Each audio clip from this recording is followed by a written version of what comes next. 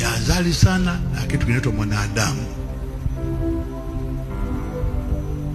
Usibebebebe tu watu kama unataka Mungu akuinue. Baadhi ya mikakati yako mikubwa, la kwanza, kipaumbele chako, dili na wasaliti.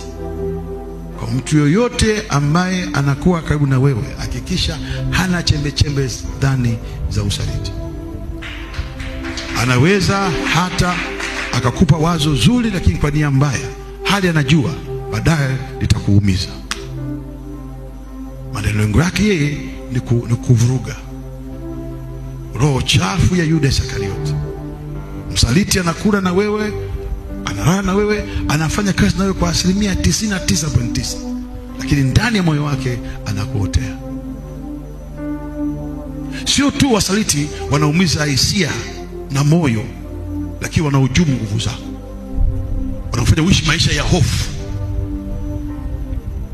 Kwa zile nguvu ambazo ungetumia kuwekeza kwenye kuendelea, unazoea unazoea kujilinda. Sasa utumii tena zile nguvu kupambana, kujilinda, maana watu ni wasaliti. Na kama una usaliti ndani, una relax, unajua sina msaliti. Huwezi kuinuliwa kama kuna mbegu ya usaliti katikati. Kama sahau